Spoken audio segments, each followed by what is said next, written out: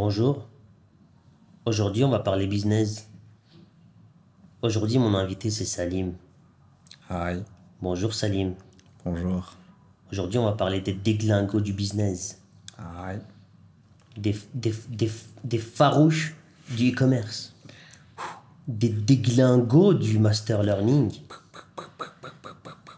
Aujourd'hui on va parler réussite, Succès, liberté, argent, fraternité, amour, sauce béchamel.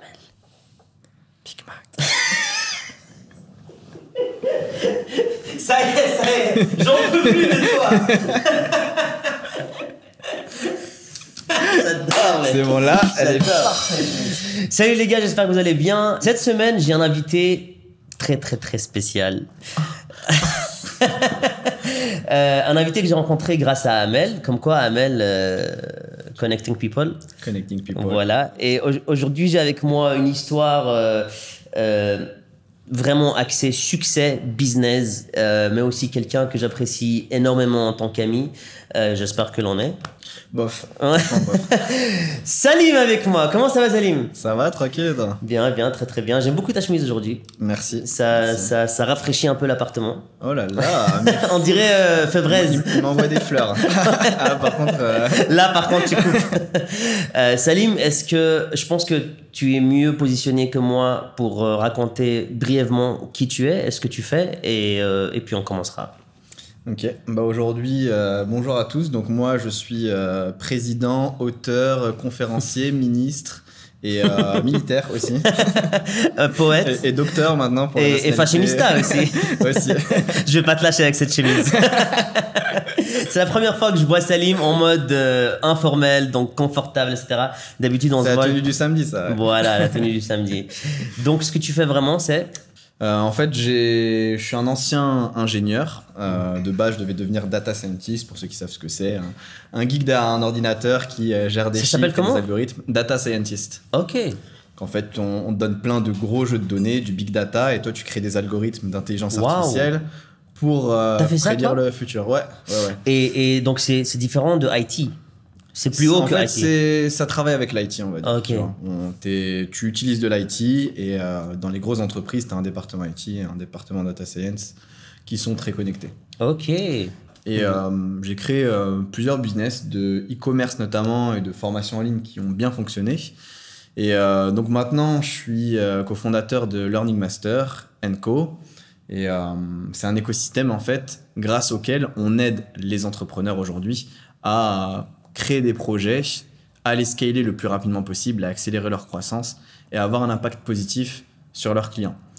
Et donc en fait, comme j'ai dit, moi je suis un ancien élève ingénieur et j'aime bien la vision systémique des choses. Tu vois, la vision automatisée, la précision, la rigueur.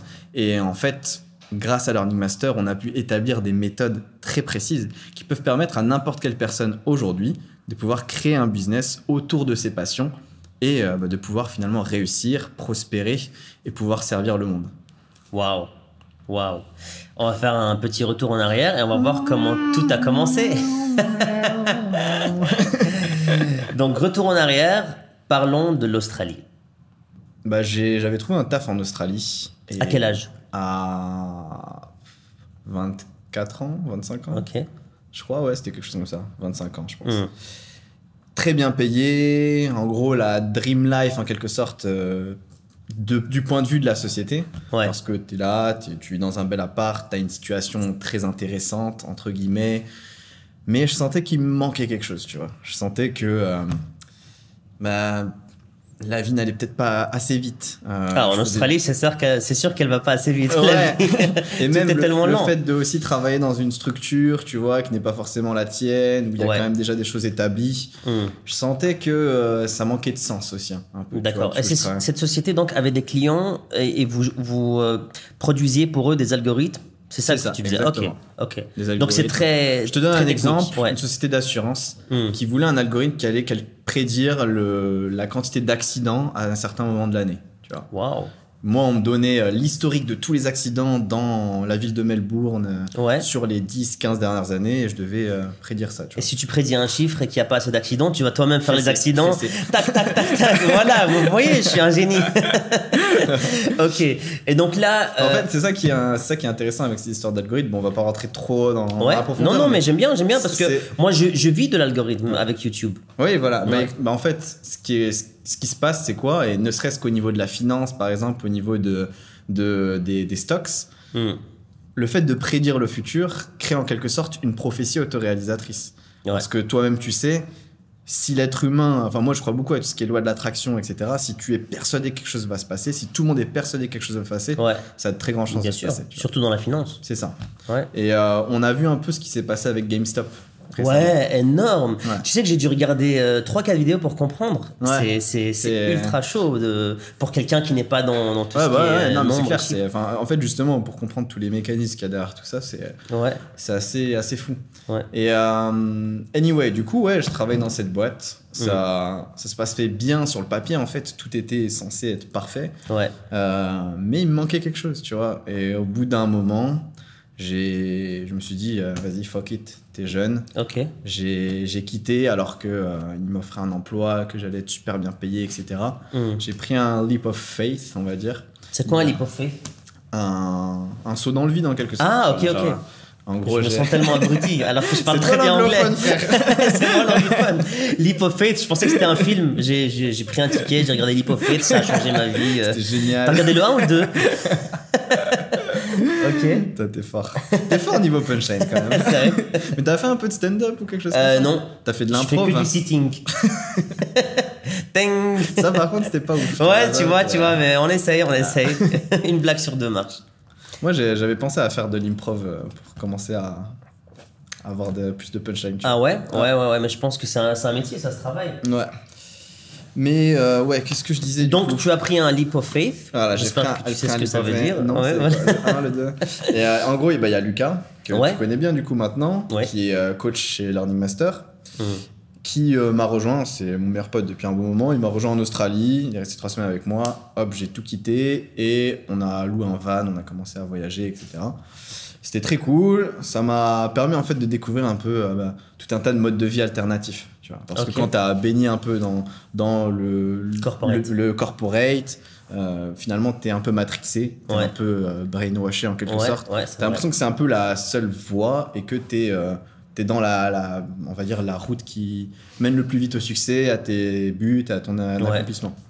Et là, je réalise que y a des gens, c'est des digital nomades. Je rencontre cette femme qui se fait 5 000 € par mois en écrivant des emails sur Internet. Je rencontre ce mec qui vend des produits qu'il construit sur Internet, sur son shop. Et j'arrive à Bali à un moment donné. Et avec le van? Avec le van, ouais. Sérieux? Ouais, aérodynamique. Non, j'arrive à Bali en avion, comme quelqu'un de normal. Et en fait, je rencontre ce mec, Tim Caldwell, qui est un Australien et qui gère un petit business de e-commerce depuis la plage à Bali, tranquillou, tu vois. Et à l'époque, il arrivait à se générer un salaire de, je crois que c'était 2500, 3000 $ australiens, ce qui fait 1500 €, 2000 €. Je me disais, mais c'est la folie si j'arrive depuis mon ordinateur à pouvoir me faire 1500 €. Déjà, je peux vivre en Asie, partout, hyper confortablement. Je suis libre. Je peux travailler d'où je veux dans le monde. Mais ça restait quand même moins que ton salaire dans la boîte australienne. Ouais. Ok, d'accord. Ça restait moins, mais... Donc, ce que tu visais, c'était pas vraiment une augmentation, c'était plutôt une nouvelle expérience. Parce que si tu veux, en fait, justement, cette expérience en Australie m'a fait réaliser que c'est pas la quantité d'argent que tu gagnes qui te rend heureux. C'est énormément de choses, en fait. Tu vois. Et limite, la quantité d'argent que tu gagnes, je préfère être libre que gagner beaucoup. Tu vois ce que je veux dire? Et ça m'a fait réaliser parce que tu vois, au final, j'avais un appart de malade, je faisais absolument tout ce que je voulais avec le salaire que j'avais, mais c'était pas pour autant que j'étais heureux et épanoui. Tu vois, il me manquait quelque chose. Très important ça. Et du coup, j'avais déjà eu cette réalisation que l'argent, ça rend pas heureux. Le bonheur, c'est bien plus complexe que ça. Et du coup, il faut pas dans ta vie uniquement optimiser pour ton salaire ou pour tes entrées d'argent, mais pour un tas de choses. Et j'avais compris que la liberté, c'était quelque chose qui participait énormément au bonheur, qui participait énormément à ton épanouissement. Et quand je vois ce Tim Caldwell posé sur la plage avec son petit business de e-commerce, qui finalement peut taffer d'où il veut, il ferme son ordi, il vient faire la fête avec nous, le lendemain il bouge à Ubud ou dans un autre endroit de Bali, il réouvre son ordi et puis il continue de taffer, je me dis mais je veux ça en fait. Ouais. Tu vois, je veux ça, genre certes ça fait 6 ans là que j'ai taffé pour avoir mon diplôme d'ingénieur que je venais d'obtenir, mais ça a l'air beaucoup plus stylé, tu vois. Même si ça semble bien moins raisonnable, même si ça va à l'encontre, c'est très contrariant, ça va à l'encontre de ce que mes parents m'ont dit, de ce que la société m'a dit, de ce que tout l'entourage dit. L'idée qu'on a du succès, bien sûr, elle est très film américain. C'est ça. Au final, ouais.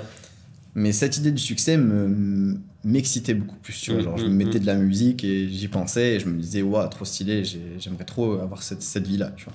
Donc, tu as eu un déclic. Et Lucas, pareil, comme toi, il a eu. Donc, vous avez vécu ça à deux? Alors, pas du tout. En fait, Lucas, lui, il a 2 ans de moins que moi, tu vois. Donc, il n'était pas du tout au même stade un peu de développement à ce niveau.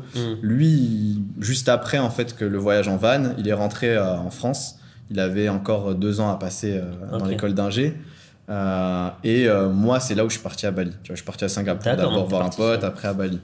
Ouais. Donc, Lucas, c'est bien plus après. Mais disons que, par contre, Lucas, ce qu'on partage, en fait, c'est la découverte du développement personnel, du fait de travailler sur soi, etc. Tu vois. Ouais. Et qu'on a découvert un peu...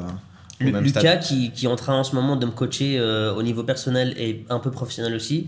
Enfin, ça se lie en fait. Comme lui il dit, pour soigner le business, je soigne les personnes d'abord. Enfin, je sais pas si parce que t'es un peu malade quand même. Je sais pas si c'est le terme qu'il a choisi, mais c'est ce que je retiens. Et Lucas qui est formidable dans ce qu'il fait vraiment. Très fort. Il te fait découvrir des choses que tu ne connaissais pas sur toi-même. Et donc, tu dis, ok, l'internet, c'est un monde tellement vaste, je peux en faire de l'argent. C'était quoi ta démarche? Ma démarche, c'est très simple en fait. Moi, je sais qu'un truc, ma force a toujours été d'apprendre les choses, tu vois. Genre, j'ai appris des milliards de choses dans ma vie. Mon but, c'était quand je découvrais quelque chose qui me fascinait, de rapidement devenir fort dedans, tu vois. Ouais. Que ce soit à la boxe, au début, j'y allais, je tremblais, etc. Après, j'ai commencé à gagner des compètes. Quand j'étais petit au lycée, je piratais des gens. Enfin, tu vois, j'ai piraté des gens. Ouais, je te jure, mec. À un moment, ça me fascinait. Je me disais, mais waouh, tu peux. Bon, après, je faisais rien de mal, tu vois. voir avec qui cette meuf elle parle. Franchement, c'était ça, tu vois. Ça s'arrêtait à ça. Mais le fait d'avoir cette capacité, tu vois, de se dire, wow. Ouais. Et du coup, je me suis dit, bon. Là, j'ai l'impression qu'il y a un peu un modèle, tu vois, genre en soi, si Tim, il a réussi à faire ça, il me disait, ouais, j'ai chopé une formation qui m'a aidé à le faire, donc si tu veux, je peux te l'envoyer. Il me l'a envoyé et je me suis dit, bon, en vrai, il y a un modèle là qui a l'air de fonctionner. Bon, forcément, il va falloir s'adapter, faire les choses mieux que les autres, etc. Mais il y a déjà un truc duquel apprendre. Du coup, j'ai pris la formation que Tim m'a envoyée. Bon, elle était un peu vieille, mais ça m'a appris quelque chose de base, tu vois. Ouais. Et puis après, du coup, j'ai continué à me former. Donc, je suis allé sur des groupes Facebook de toutes les personnes qui parlaient de e-commerce. Je suis allé, dès que je voyais quelqu'un qui réussissait dans l'e-commerce, hop, je le harcelais de questions, je sympathisais avec lui. Et puis finalement, en général, les mecs voyaient que j'étais hyper passionné, que j'en voulais. Et du coup, tu sais, en général, ça te donne envie de redonner aux gens, tu vois. Ouais. Donc, je me suis fait. Il y a pas mal de gens qui m'ont donné des conseils, qui m'ont donné des petites astuces. Je me suis entouré de plein de personnes qui étaient un peu au même niveau que moi aussi. On se montrait nos e-shops, tu vois, nos pubs, on se autocritiquait, etc. Et ça a très vite marché, en fait. Donc, l'importance de t'entourer d'une communauté qui a les mêmes buts que toi ou la même industrie. Exactement. Ça, on oublie souvent de le dire, je pense. Et en fait, il y a une règle, moi, que j'applique beaucoup à ma vie et que j'enseigne à mes élèves, c'est la règle des 33%. Tu vois. Je pense qu'il faut toujours s'entourer de 33% de personnes qui sont, par rapport à tes objectifs personnels, en retard dans le voyage, donc par rapport à toi, bien entendu. Comme ça, tu peux leur donner de la valeur. Et ces personnes vont donner aussi de la validation, vont donner de l'amour, vont donner... Dans tous les cas, le concept de valeur est très fluide, tu vois. Ouais. Ensuite, 33% des personnes qui sont au même niveau que toi dans l'aventure. Okay. Ces personnes, c'est les personnes en général avec qui tu vas lier les meilleurs liens parce que vous pouvez partager vos galères, vos douleurs, vos souffrances. Les personnes de ces 33%, moi, je sais qu'à un moment donné, l'année dernière, justement, quand je venais d'arriver à Dubaï, sans eux, j'aurais rien été parce que je me rappelle d'un moment, où on devait recevoir un virement.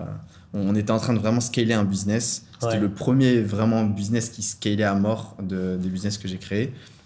On devait recevoir un virement de 200 000 euros qui n'est pas arrivé, tu vois. Et c'était un stress inimaginable parce qu'on devait payer des fournisseurs, l'agence, des agences de digital marketing, etc. On était dans une merde totale. Si ce virement n'arrivait pas, on était dans une merde totale. Et on a appris que ce virement allait arriver dans 2 semaines. Ok. Et heureusement, j'avais rencontré ces personnes qui faisaient partie des 33%, tu vois, avec qui plusieurs mois, années auparavant, j'ai vécu des galères avec eux, je les ai aidés à sortir de galères, etc. Et là, mec, franchement, j'ai réussi à réunir les 200 000 euros qui me manquaient grâce à ces personnes, tu vois. Ok, waouh. Et en vrai, t'arrives jamais à un endroit sans tous les gens que t'as rencontrés. Ça, bien sûr, énormément. Donc c'est 33%, et il y a les 33% de personnes qui sont plus loin que toi. Donc tes mentors, les personnes que tu vas payer pour du consulting, les personnes que tu vas payer pour te coacher, tu vois. Et ces personnes très importantes aussi, tu vois. Là, ces derniers temps, justement, j'ai des coachs aux États-Unis que je paye vraiment, vraiment très, très cher, qui me mettent des fessées, tu vois. Ouais. Tu as besoin de personnes qui te mettent des fessées, qui te mettent dans des positions inconfortables, qui te font te sentir ridicule à certains moments, qui te gardent humble en fait un peu, tu vois, qui te font comprendre que t'es loin du résultat, tu vois. Bien sûr. Parce que si t'entoures que des 33% et des autres 33%, tu vas avoir un ego qui gonfle, tu vas avoir ton ego qui inflate. Donc Tim était dans les 33% qui étaient devant toi. C'est ça. Et aujourd'hui, Tim, il est dans les 33% dans lesquels maintenant, en fait, je le coach, c'est ça qui est cool. Waouh, j'adore. Ouais, parce que je suis allé assez vite quand même dans le e-commerce. Et lui, en fait, justement, peut-être qu'il s'est pas assez entouré des 33% qui étaient devant. Ouais. Et après avoir eu un bon succès, franchement, il a décollé directement, etc. Il a eu pas mal de reconnaissance. Peut-être qu'après, du coup, il s'est un peu laissé aller, tu vois. Et c'est peut-être l'esprit plage, Bali, etc. Ouais, aussi. Je pense que l'environnement. Si tu le fais pour le fun. Ça joue énormément. Et donc, dans quel business tu t'es lancé ? Alors, après avoir réuni toute cette communauté sur Facebook et tu t'es renforcé, tu as beaucoup appris. Comment as-tu trouvé ton premier produit ou tes premiers produits pour vendre en ligne ? Alors, c'est très simple. En fait, je me rappelle, je suis tombé sur une pub, tout simplement. J'ai reçu une pub d'un produit, c'était quoi ? C'était une coque d'iPhone en forme de Game Boy Color. Et tu pouvais jouer dessus à la Game Boy. Et je me suis dit, mais c'est génial, pour l'instant, j'ai encore jamais vu ce produit sur Internet. Tu peux jouer à la Game Boy sur la couverture ou sur l'iPhone ? En gros, tu as ton iPhone comme ça. Ouais. Et tu as la coque derrière, donc tu as ton écran d'iPhone, et tu retournes ton iPhone, et là, tu peux jouer à la Game Boy. Waouh ! Ouais, c'était trop cool. Je me disais, c'est génial, tu vois. Je l'ai testé, c'était le 20e produit que je testais, je lançais de la pub. En fait, pour me lancer, j'ai emprunté 2 000 euros à mes parents parce que j'avais cramé tout mon argent dans les voyages, etc. D'accord. Et en fait, en quelque sorte, pour tester un produit avec la méthode que je m'étais construite, il me fallait 100 euros, tu vois. Et là, mec, il me restait je me rappelle, je commençais à calculer, je me disais, bon, si je perds ces 100 euros, il me reste 200 euros de découvert sur ce compte, 200 euros sur ce compte, tu vois. Attends, mais tu viens de dire que tu as eu une vie de corporate et que tu as fait beaucoup d'argent et tu as tout brûlé ? J'ai pas eu une vie de corporate très longtemps. Oui. Je l'ai eu pendant 6 mois. Ok, 6 mois, ok, d'accord. Je me suis vite rendu compte que, vas-y, en vrai, c'est un bourbier, je vais m'enfoncer encore plus. C'était pas difficile de revenir chez les parents après avoir eu un début de carrière à leur demander de l'argent ? Ou t'as un contact différent avec ta famille ? Pas vraiment, parce que en fait, je savais que ça allait être temporaire dans tous les cas. Tu vois. Et non, mais je veux dire, tu savais ce que tu faisais quand t'avais demandé cet argent-là. Ouais, c'est ça, tu vois. Voilà, en fait, c'était un prêt. Je savais qu'en fait, ce qu'il faut comprendre aussi, c'est que je suis rentré, j'ai trouvé un taf au Canada. J'avais en gros 5 mois pour partir au Canada. Et pendant ces 5 mois, je me suis dit, bon, on va lancer le business. D'accord. Et en fait, ça me faisait une petite deadline, tu vois. Ouais. Et du coup, j'avais un plan, tu vois. Bon, c'est pas grave si ça marche pas, je vais aller au Canada, je vais rembourser mes parents, etc. Mais ça me mettait un peu dos au mur parce que, en gros, je voulais pas partir au Canada, taffer dans une boîte. Tu vois. Je voulais faire certes peu d'argent, mais pouvoir partir à Bali, en Thaïlande, et vivre là-bas. Ce que je n'ai pas fait finalement, mais mais du coup, donc ce produit a marché. Et là, ça a commencé à être le début de quelque chose parce que vu que j'avais eu des résultats très rapidement, j'ai commencé à me dire qu'il y avait quelque chose à enseigner aux autres. Donc j'ai créé un groupe sur Facebook où je donnais des conseils. Ça m'a permis de créer une bonne communauté. On était 10 000, 12 000, quelque chose comme ça. Ouais. Ensuite, j'ai lancé la chaîne YouTube. J'ai commencé à faire des coachings. Puis j'ai commencé à apprécier en fait le fait de redonner de la valeur aux gens, de en quelque sorte les faire changer de vie. Parce que finalement, le fait de pouvoir réussir à faire construire une activité aux gens ou à la faire réussir dans leur activité, je pense que c'est l'une des meilleures manières de rendre les gens heureux. Parce que moi, je pense, en tout cas, personnellement, mon bonheur, vraiment, il provient essentiellement de mon épanouissement dans ce que je fais. Et je pense que toi aussi, c'est le cas. Je pense que pour toute personne qui a réussi aujourd'hui à avoir une activité qui lui correspond, avec laquelle il est aligné, dans laquelle il trouve du sens, c'est la plus grosse source de son épanouissement. Exactement. Et du coup, en fait, ça m'a vraiment plu. Ça m'a vraiment plu. J'ai lancé une formation en ligne ensuite. Le processus t'a plu, si je comprends bien. En fait, c'est le système de démarrer, de trouver le produit, de monter un site web. C'est ce processus-là qui t'a intéressé, je pense. Ouais. Plus que parce que tu n'étais pas vraiment passionné de Game Boy ou de couverture. Oui. Tu étais plus passionné par le fait de monter un business en ligne, de voir comment ça marche. Ok, en fait, si tu veux, ouais, moi, ce que j'aime, c'est apprendre, comprendre les choses, les maîtriser, tu vois. Donc, au bout d'un moment, quand j'ai commencé à comprendre le e-commerce, comment ça marchait, avoir un système finalement qui fonctionnait pour trouver des produits et les lancer, c'est bon, tu vois, ça me passionnait plus. Maintenant, ce qui me passionnait, c'est d'apprendre aux gens ce système et de les aider à changer de vie avec, tu vois. Et donc, quand tu dis le business couverture Game Boy a marché, on parle de combien de chiffres? C'est pas énorme, mais j'avais généré, je crois, 50 000 euros de chiffre d'affaires, 60 000 euros, tu vois. Est-ce que tu as rendu les 2 000 euros à tes parents? Bien sûr. Ok. Bien sûr, aujourd'hui, je leur envoie encore des dividendes. Et du coup, ces 50 000, tu les as fait avant les 6 mois de ton job au Canada? Ouais, du coup, ouais. Du coup, j'ai toujours le screenshot du message que j'ai envoyé à mon potentiel boss de là-bas en lui disant écoute, désolé. Sorry, but I made it. C'était un peu ça, tu vois. C'est genre, écoute, j'ai décidé de poursuivre mes rêves finalement. J'ai lancé un business qui a bien marché, etc. Ok. Il m'a pas répondu. Il n'a pas répondu. Ok. C'est mauvais perdant, ça. Ouais, je pense. Et donc, après ça, qu'est-ce que tu fais? Parce que tu n'as pas commencé le coaching directement. Tu as lancé plusieurs produits encore, non? J'ai lancé plusieurs produits, mais très rapidement. En fait, en parallèle, je faisais ça parce que je sentais que tu es là, tu es derrière ton ordi, tu vends des produits à des gens que tu ne connais pas. Il manque un côté humain, tu vois. Il manque quelque chose qui te fait vibrer, en fait, ce contact qui finalement. Et tu sentais que tu avais assez d'expérience pour coacher les gens à cette époque-là? Non. Ok. Et comment j'ai combattu ça pour toute personne qui a envie de se lancer dans le coaching, par exemple, déjà on a une masterclass gratuite qu'on va mettre en description. Si jamais vous lancez votre business de coaching, consulting, prestation de service, elle est super, elle apporte beaucoup de valeur. Ouais, mais même moi je la prends d'ailleurs pour vous dire. Et pour combattre cette peur de coacher des gens, ce que j'ai fait au début, c'est que j'ai coaché des gens gratuitement. Ok. Quand j'ai vu que ça leur apportait du résultat, je me suis dit bon, pourquoi pas me faire payer. Puis petit à petit, tu vois, tu te convaincs que finalement tu peux te faire payer plus, puis plus. Ouais.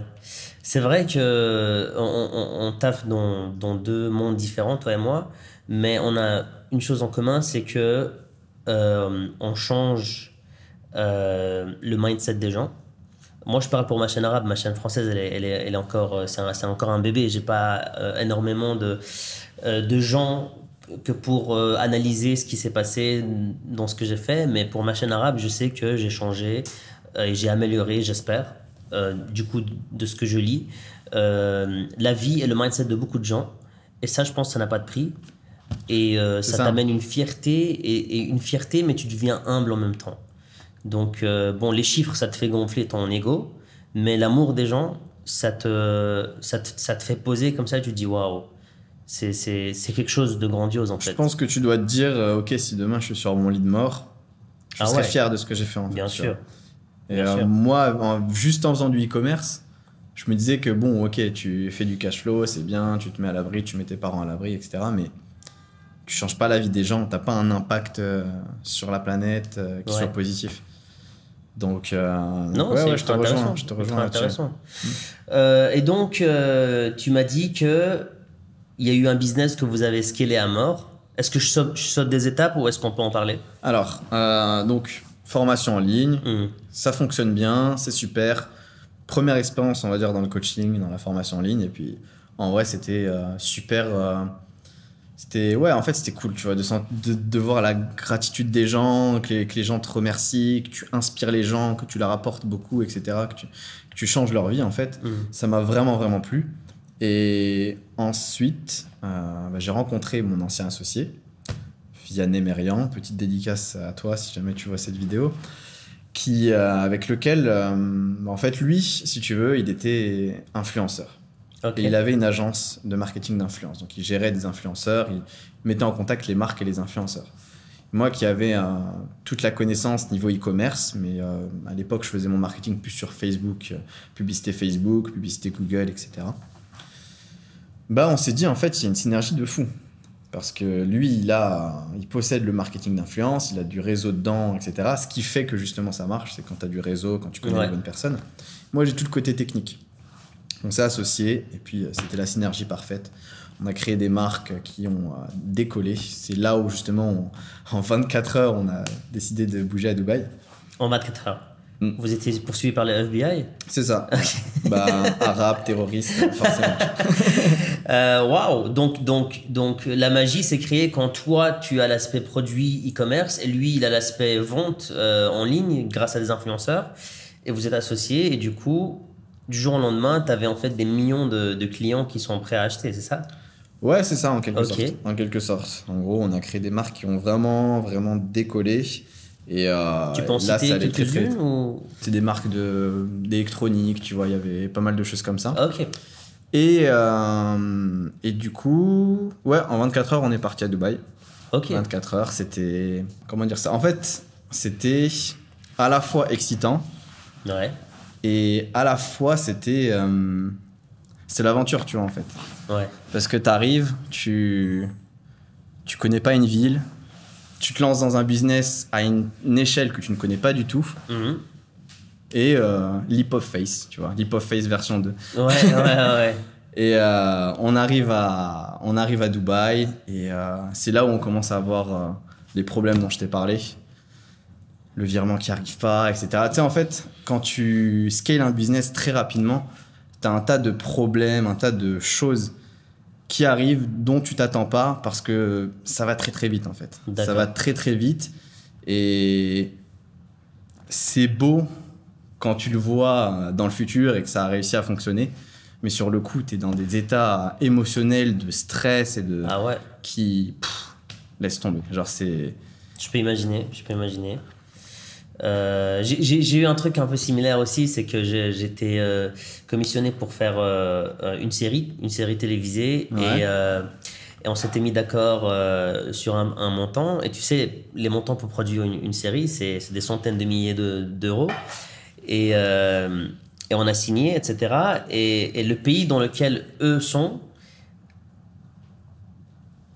ce pays-là, il a des problèmes avec le pays dans lequel nous on vit. Et du coup, les virements ont été bloqués pendant quelques années. Mais moi, je ne savais pas. Donc, j'ai dû devancer tout cet argent de moi-même, de mon entourage, etc. Et j'ai dû attendre des mois et des mois après que même la série télévisée était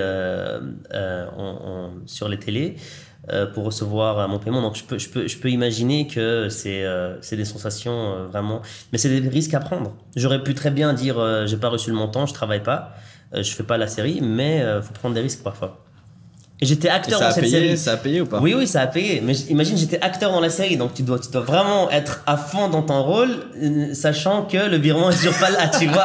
Genre t'es là, t'es en train de donner ta réplique, et tu dis putain. Et en plus, l'histoire, c'était l'histoire d'un gars qui a perdu tout son argent dans la cryptocurrency. Donc en fait, je jouais bien le rôle de j'ai pas reçu mon argent. Donc ça m'a aidé en fait. Putain, énorme. Ouais. Énorme. Et est-ce que je peux te demander pourquoi Dubaï? Pourquoi Dubaï? Pour le soleil, l'environnement, les impôts. Pourquoi le soleil. Les 1, les 2, les 3. La bouffe, franchement, la bouffe, elle est géniale. D'accord, ouais. Alors, en vrai, c'était uniquement... en fait, on était là. Au début, on devait s'installer en France. Et on a réfléchi, on s'est dit, notre business, en vrai, nos produits, ils viennent de Chine. Notre site, il est même pas hébergé en France. On travaille avec des gens qui sont partout dans le monde. Ouais. Pourquoi est-ce qu'on irait se poser en France? Exactement. Merci. Et donc venez à Dubaï. Venez à Dubaï, les gars. Ouais, non, mais c'est clair. Du coup, ouais, en fait, Et tu connaissais 24 heures, on a personne? bougé, quoi. Tu connaissais personne à Dubaï? Non, je connaissais personne. Je connaissais juste un mec, en fait, qui faisait du e-commerce. C'était même pas moi qui le connaissais, en fait, c'était Vianney. Et il nous a chauffé, en fait. Il nous a dit, ouais, les gars, venez, c'est cool, etc. Mustapha, je sais pas si tu l'as déjà rencontré, qui a une marque qui a bien décollé maintenant, Magnetic SL. Non, je connais pas. Qui fait des... Et ben, ils viennent de faire une collection capsule avec Fairouz, je crois, elle s'appelle. La boisson? Farouz. C'est qui? Une influenceuse ultra connue. Ok. Non, je vois pas. Attends, il faut que je trouve son nom. Je connais, et ça m'a fait rendre compte que je connais aucun Mustapha. Je me sens gêné. À tous les Mustapha qui nous regardent, j'espère vous rencontrer un jour. C'est dingue parce qu'il y a tellement d'histoires différentes de gens qui viennent à Dubaï. Il y a les gens qui planifient pendant 1 an leur arrivée à Dubaï, et il y en a qui viennent sur comme ça en un coup. Et pourquoi on parlait de lui? Ouais, voilà, on connaissait lui, à l'époque tout débutait pour lui aussi, mais il venait de s'installer à Dubaï. Et mais petit à petit, justement, Vianney, à un moment donné, il check les influenceurs qu'il y a sur Dubaï. Il voit Amel qui est au Cove Beach.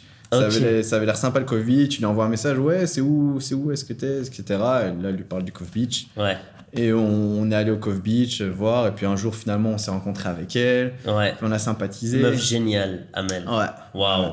Et donc, tu te réveilles le lendemain à Dubaï, tu ne connais personne, tout est nouveau pour toi. C'est quoi le sentiment? Est-ce que tu te sens... Puis on est arrivé en août, il faisait trop chaud.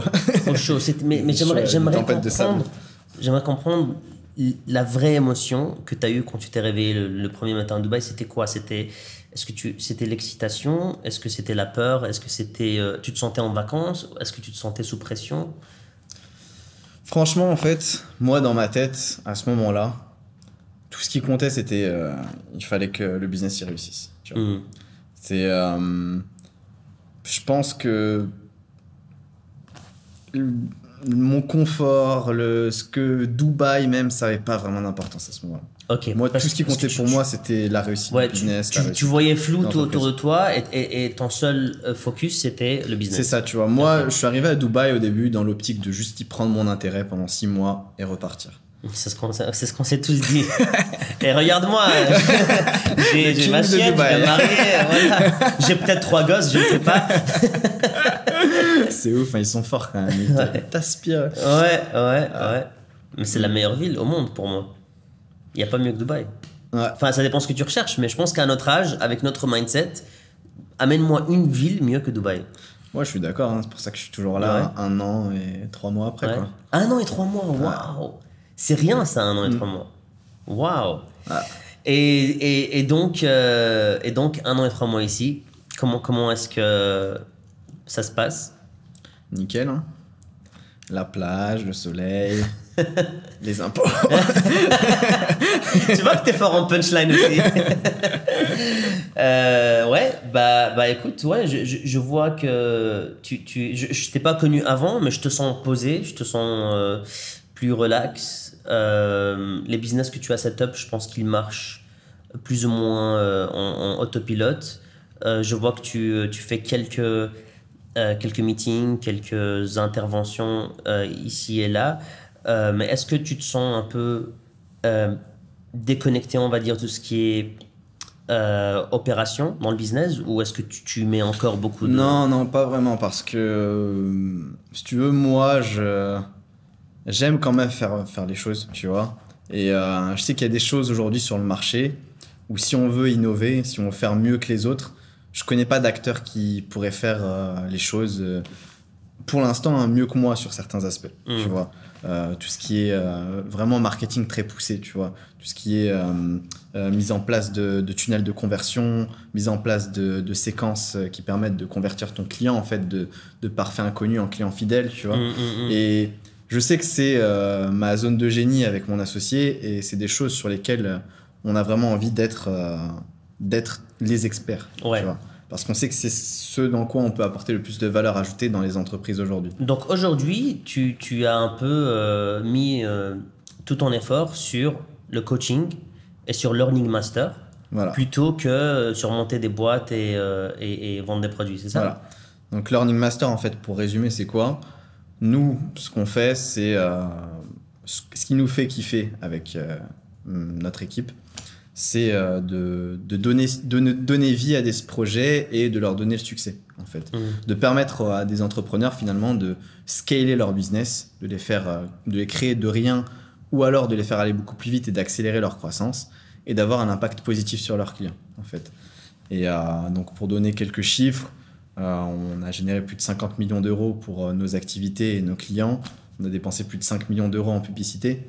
Donc, en fait, on a la chance de savoir de quoi on parle, puisqu'on a dépensé beaucoup en publicité. Donc, on sait ce qui marche pas.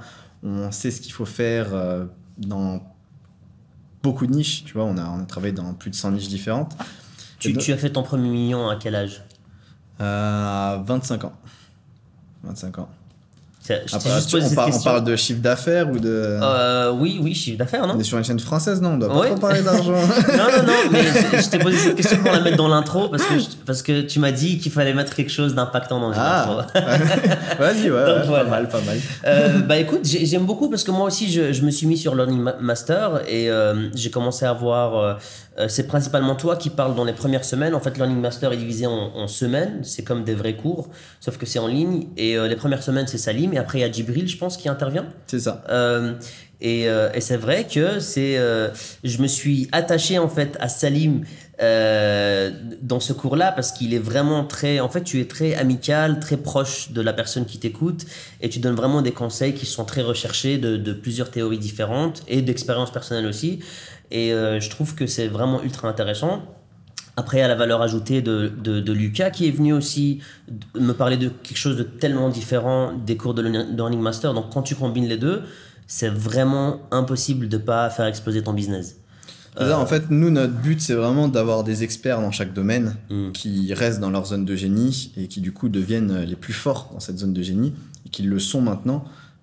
Et du coup, finalement, oui, tu peux pas, c'est-à-dire que tu as besoin de trouver plus de clients, que ce soit par la publicité payante, etc. Tu viens me voir, si tu as envie de convertir mieux tes clients et finalement de transformer un prospect en client de la manière la plus simple possible, tu vas voir Djibril.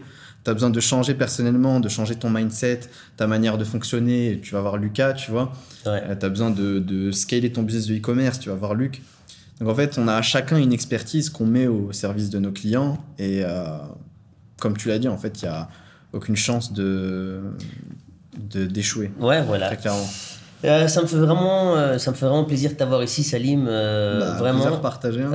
Et j'espère que tu vas vivre beaucoup plus de belles choses ici à Dubaï, parce que Dubaï, c'est énorme. C'est vrai que tu es très axé sur la clientèle francophone, mais je pense qu'avec toute ton expérience, tu pourras créer quelque chose d'énorme ici à Dubaï aussi. N'oublie pas que Dubaï, ça va beaucoup plus vite que partout dans le monde. Donc, il y a moyen de monter des business énormes. Le coaching est très intéressant ici aussi. Je pense que cette région-là a besoin beaucoup plus de coaching qu'en Europe.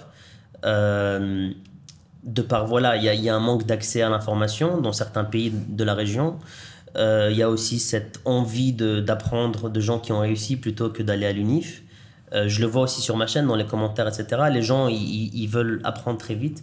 Donc, il y a moyen de faire plein de choses sur Learning Master. Peut-être donner des cours en arabe, peut-être trouver des coachs en arabe. Pourquoi pas, on est dans un monde... Pourquoi pas un coach qui apprendrait aux gens à devenir influenceurs ouais, pourquoi pas, c'est bien s'il avait une barbe, une chemise bleue, serait pas mal. Surtout qu'en plus, il demande juste quelques millions. Hein, ouais, ou alors on parle chiffre d'affaires.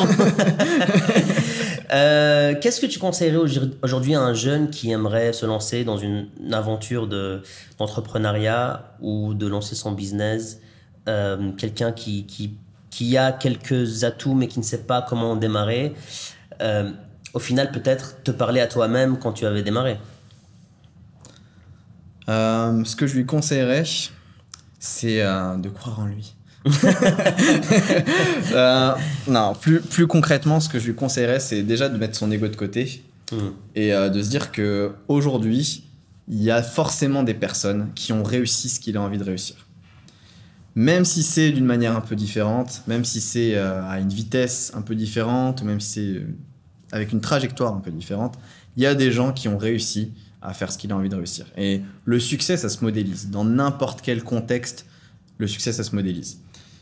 Et donc, ce que je lui conseillerais, c'est de ne pas se cantonner à cette vision un peu archaïque du business et de l'entrepreneuriat qu'on voit dans les films où on a l'impression que le héros, il est là et puis il invente Facebook. Wolf of Wall Street, par exemple. Ouais, par exemple, tu vois.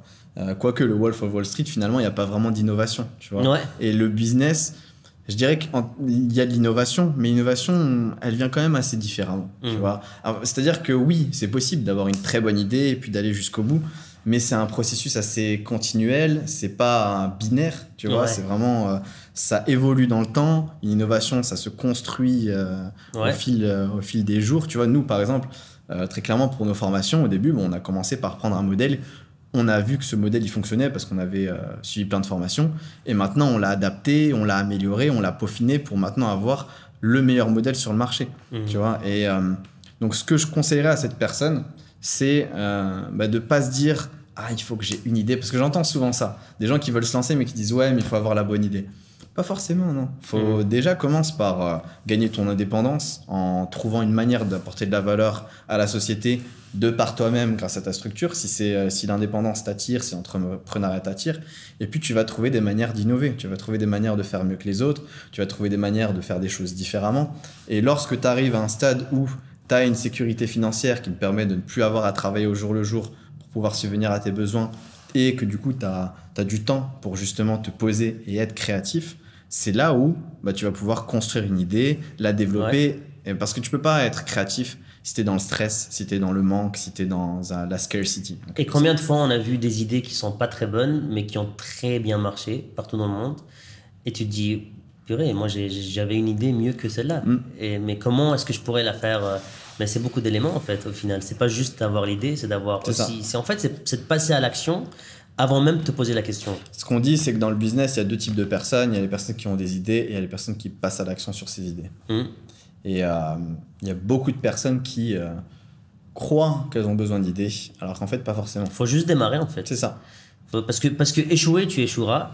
Donc, vaut mieux échouer très tôt que d'échouer tard. Et voilà. En fait, l'essentiel vraiment, c'est de passer à l'action, d'avancer, de se cultiver. Et moi, par exemple, j'ai commencé par le e-commerce, qui en soi n'est pas quelque chose qui me transcende. C'était un jeu à l'époque parce que je voulais comprendre comment ça fonctionnait. Au bout d'un moment, quand tu commences à comprendre, moi personnellement, c'est pas quelque chose qui m'épanouit. Donc c'est pour ça que je suis passé au coaching, à la formation en ligne, etc. Pour n'importe quelle personne, finalement, on n'est pas obligé de commencer par le truc le plus glamour, le truc qui va être l'idée du siècle, qui va faire qu'on va avoir un impact considérable sur le monde. On peut commencer par des petites choses un peu plus humbles. Mais je pense que du coup, en parallèle de tout ça, ce qui est très important, c'est d'apprendre à se connaître. Tu vois. Donc s'intéresser à tout ce qu'on appelle l'ikigai, je sais pas si tu vois. Oui, bien sûr. Ikigai, qui est l'intersection entre ce que tu sais faire de mieux, ce pourquoi tu peux te faire payer, ce qui est le plus utile à la société, et je sais plus c'était quoi la dernière, mais en gros c'est la concordance de toutes ces choses qui font que c'est là où tu vas être le plus heureux et tu vas apporter le plus à la société, te faire payer, etc. Du moment où tu trouves cet ikigai, c'est beaucoup plus simple de monter un business autour, parce que tu connais ta zone de génie, tu connais ce qui te plaît. Et du coup, tu sais comment apporter de la valeur. Très inspirant tout ça, Salim. Et j'espère que ça a inspiré les gens qui nous regardent. J'en suis sûr. Et je suis très fier de toi, même si je t'ai pas connu avant. Donc, moi aussi, je suis fier de toi. Voilà, quand je te vois, je me dis, c'est vraiment une fierté d'avoir des gens comme toi dans ma génération. Des gens qui ont créé leur propre voie au lieu de se conformer justement à tout ce qui est corporate ou l'image qu'on a du business et du succès. Donc voilà, mec, continue, ne change rien. Et merci, change pas. Change pas, frérot. change pas. Et voilà, et on te souhaite tout le meilleur. Et n'hésitez pas à regarder les liens qu'on mettra en dessous. Tu m'enverras les liens, on les mettra en dessous. Et voilà, reste plus qu'à vous dire merci d'avoir regardé. Mettez vos likes, merci. Vos commentaires. On like, et on s'abonne. Et je vous vois la semaine prochaine. C'est tous les dimanches sur cette chaîne, un nouveau podcast. Ciao les gars.